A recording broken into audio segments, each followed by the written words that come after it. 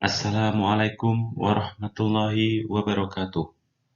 Pada pertemuan kali ini, kita akan belajar di bab 4, bab tentang zakat. Zakat itu termasuk dalam rukun Islam, yaitu rukun Islam yang ketiga. Zakat merupakan wujud syukur kita kepada Allah. Zakat juga mempunyai fungsi sebagai bentuk solidaritas kepada fakir miskin. Dan dengan adanya zakat, kesenjangan ekonomi antara orang kaya dan miskin itu bisa dipersempit.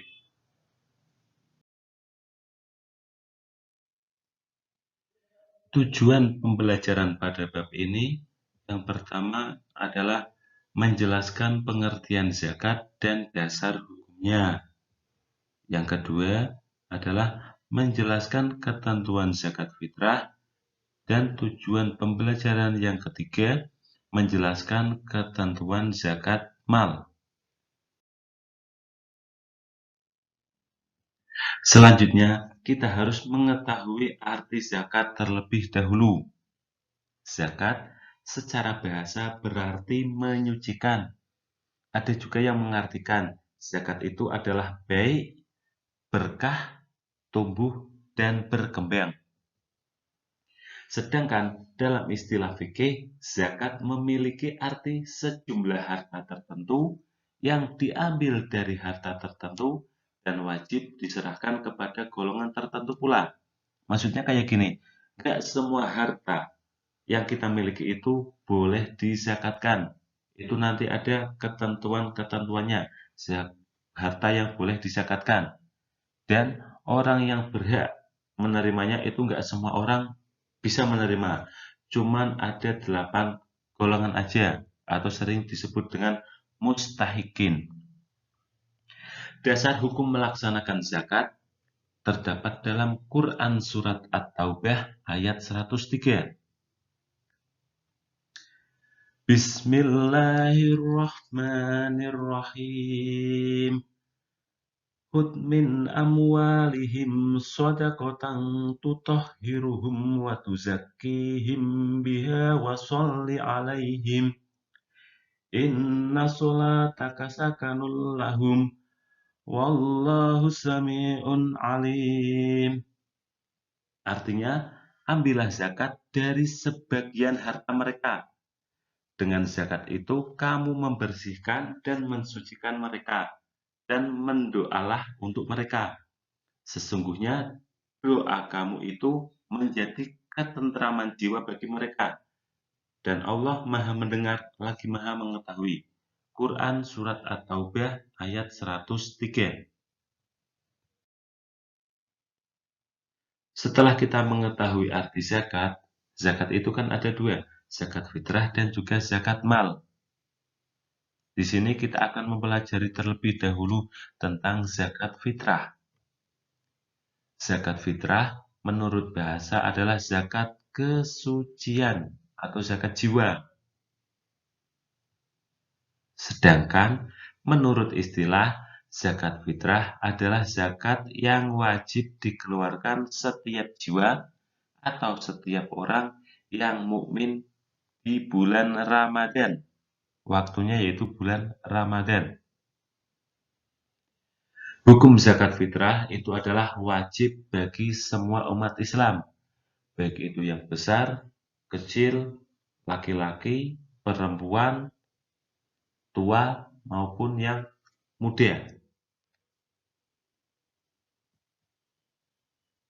Bahan yang digunakan untuk zakat fitrah adalah makanan pokok, bahan makanan pokok. Tidak semua jenis makanan itu boleh untuk berzakat.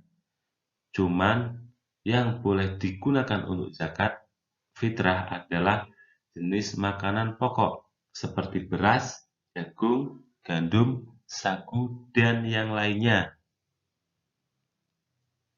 Besaran zakat fitrah yang dikeluarkan adalah 1 sok atau 2,5 kg. Ada juga yang mengatakan 2,7 kg. Itu untuk setiap jiwa atau setiap orang.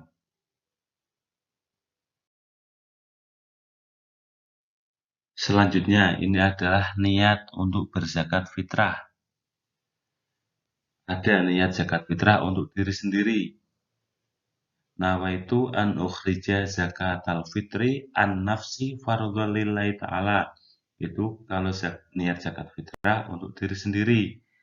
Ada juga untuk istri, ada juga untuk anak laki-laki, ada juga untuk anak perempuan, ada juga niat zakat fitrah untuk diri sendiri dan keluarga, dan juga ada niat zakat fitrah untuk orang yang diwakilkan.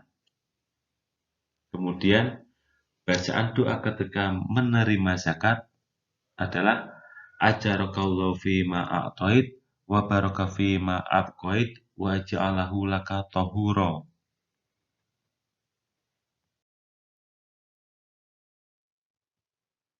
Syarat, rukun, dan waktu zakat fitrah. Syarat zakat fitrah itu ada 3. Yang pertama, beragama Islam. Syarat yang kedua, mengalami kehidupan di bulan Ramadan. Jadi setiap umat Islam yang masih hidup di bulan Ramadan itu mempunyai kewajiban untuk membayar zakat. Begitu juga semisal ada contoh orang meninggal tanggal 2 Ramadan, dia tetap wajib mengeluarkan zakat fitrah. Begitu juga ada bayi yang lahir sebelum pelaksanaan sholat Idul Fitri, itu wajib mengeluarkan zakat fitrah. Syarat yang ketiga adalah mampu membayar zakat, artinya dia itu mempunyai kelebihan harta untuk membayar zakat. Kemudian rukun zakat fitrah. Rukun zakat fitrah itu ada 4. Yang pertama adalah niat. Tadi niatnya sudah kita pelajari. Kemudian rukun yang kedua adalah adanya muzaki. Muzaki itu adalah orang yang berzakat. Rukun yang ketiga adanya mustahik. Mustahik itu adalah orang yang menerima zakat.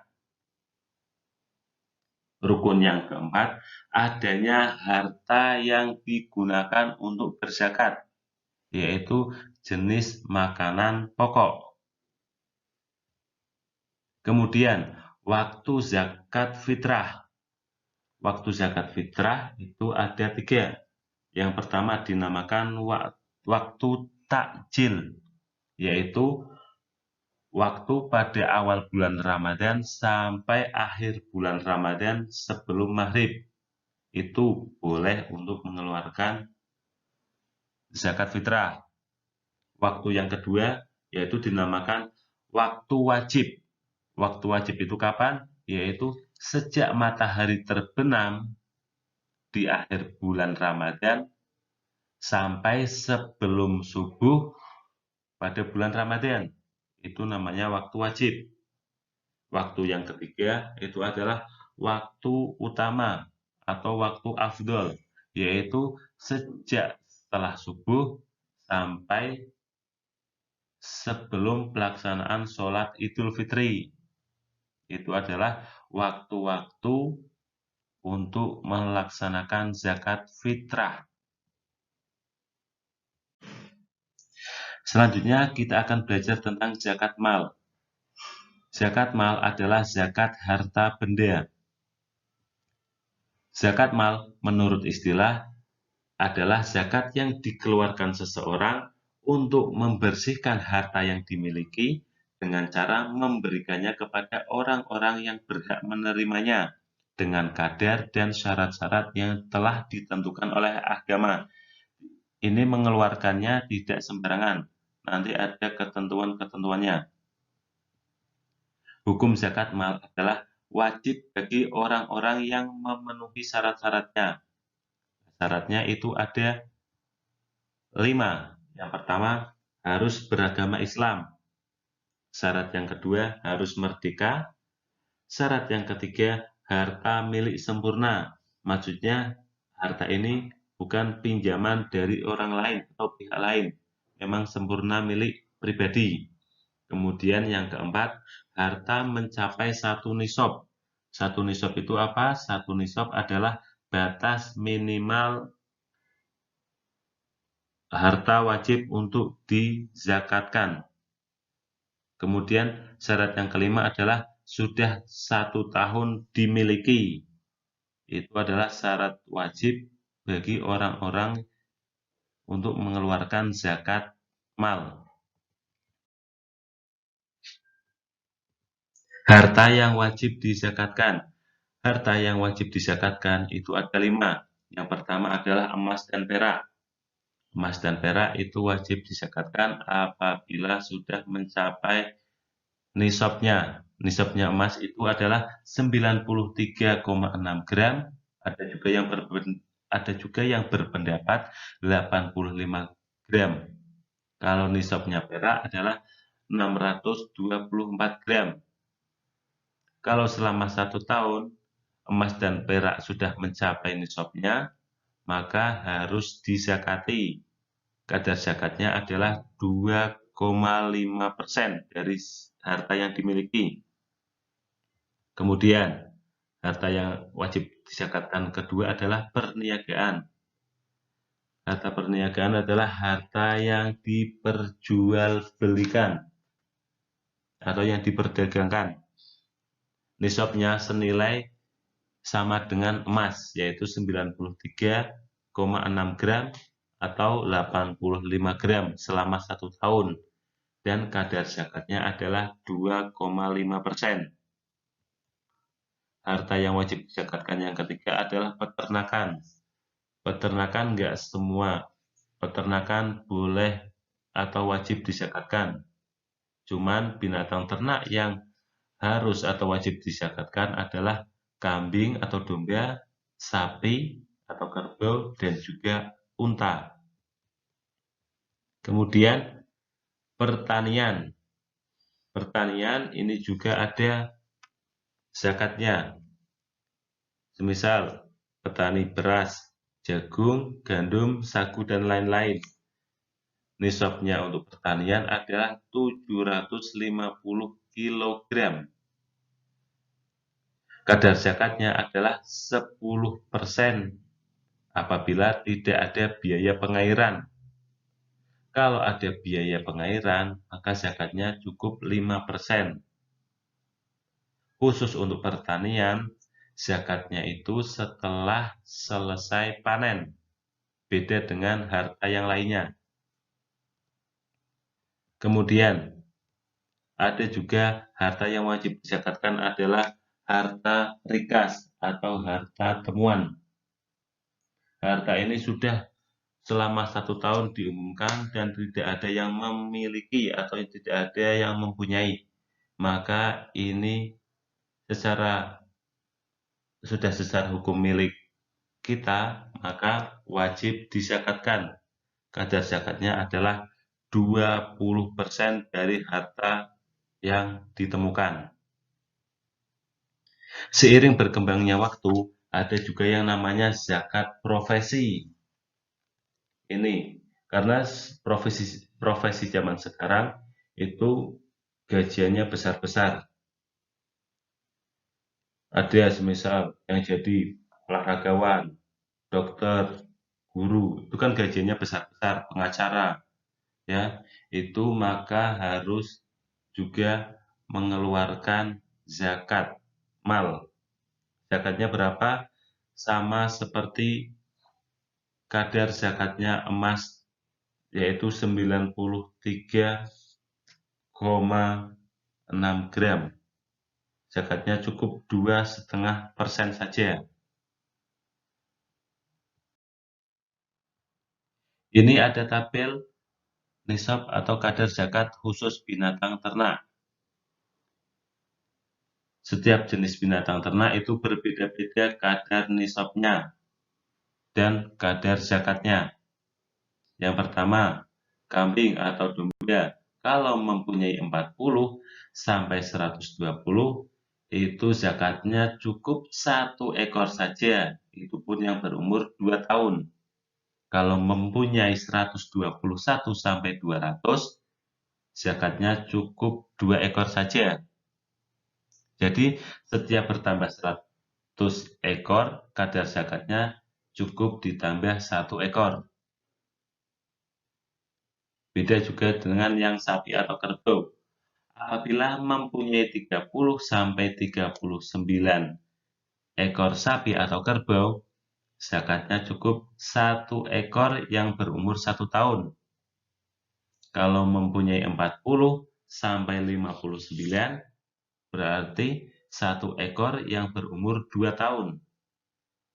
Kalau mempunyai sapi atau kerbau 60-69, berarti zakatnya 2 ekor yang umur 1 tahun. Jadi setiap bertambah 30 ekor, kadar zakatnya ditambah 1 ekor. Untuk jenis binatang ternak unta, walaupun di Indonesia itu tidak dibudidayakan, kita juga harus mengetahui kadar zakatnya. Apabila mempunyai 5 ekor unta, maka zakatnya cukup 1 ekor kambing yang berumur 2 tahun.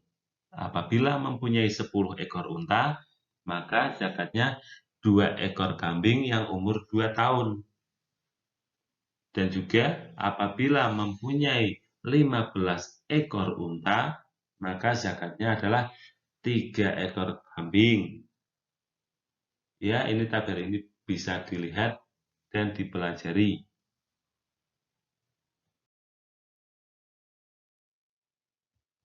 Selanjutnya kita akan belajar tentang mustahik zakat. Mustahik zakat adalah orang-orang yang berhak menerima zakat. Orang yang berhak menerima zakat itu seperti ada di dalam Quran surat At-Taubah ayat 60. Ada 8 golongan. Yang pertama, fuqara atau fakir. Fakir adalah orang yang memiliki harta sangat sedikit. Dia juga tidak mempunyai pekerjaan, jadi tidak dapat memenuhi kebutuhan sehari-hari. Yang kedua adalah masakin atau miskin. Ialah keadaan orang yang mempunyai sedikit harta dan penghasilan, tapi tidak dapat memenuhi kebutuhan sehari-hari. Yang ketiga adalah amil. Amil itu adalah orang yang bertugas mengurus zakat mulai dari pengumpulan sampai pembagian. Yang keempat adalah mu'allaf. Mu'allaf itu adalah orang yang baru masuk Islam. Itu dia juga berhak untuk menerima zakat. Yang kelima adalah riqab. Riqab itu adalah budak atau hamba sahaya. Itu juga berhak untuk menerima zakat. Yang keenam adalah gharim. Gharim di sini adalah orang yang mempunyai banyak hutang. Hutang di sini bukan untuk maksiat, tetapi memang hutang untuk berdagang. Karena bangkrut, jadi dia juga boleh atau berhak menerima zakat. Yang ketujuh adalah sabilillah. Sabilillah adalah orang yang menegakkan agama Allah, seperti pengembangan pendidikan, kesehatan, dakwah, panti asuhan, itu juga boleh untuk menerima zakat. Yang terakhir adalah Ibnu Sabil, atau adalah orang yang kehabisan bekal dalam perjalanan, tapi perjalanannya itu bukan untuk maksiat. Perjalanannya adalah perjalanan untuk menuntut ilmu. Kalau dia kehabisan, dia juga berhak menerima zakat. Yang terakhir adalah hikmah melaksanakan zakat. Hikmah melaksanakan zakat itu ada 7. Yang pertama adalah ungkapan rasa syukur atas nikmat yang Allah berikan.